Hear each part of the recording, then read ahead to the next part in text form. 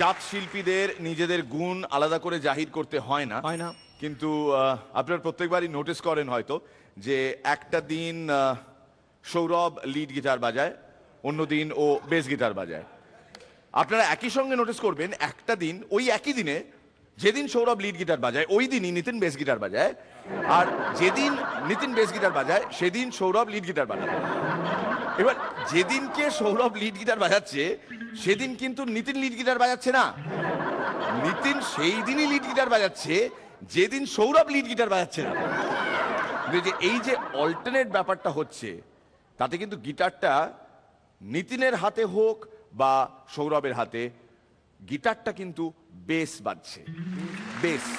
এবং আলাদা করে তো মিউজিক ওই যে বললাম জাহির করতে হয় না কার কত ট্যালেন্ট, কিন্তু যখন সৌরভ ওইদিকে বসে আর নিতিন এদিকে বসে দুজনের হাত বদল হয়ে যায়, তো যন্ত্রগুলোতেও একটু আলাদা সুরের মূর্ছনা যাকে বলে, ধ্বনিটা চেঞ্জ হয়ে যায়, সাউন্ডটা চেঞ্জ হয়ে যায়।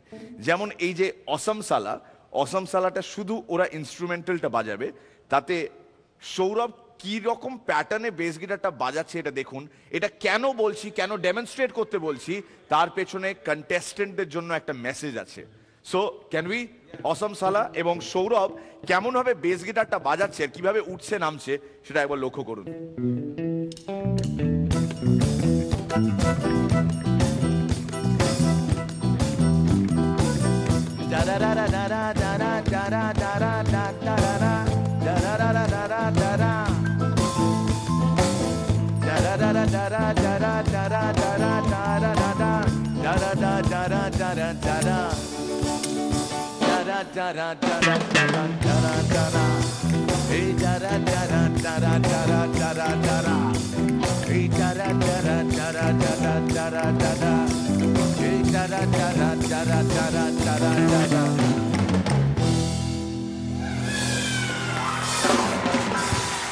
না না না না, যেটা এখন করছেন সেটা জানি আপনারা রোজই করেন।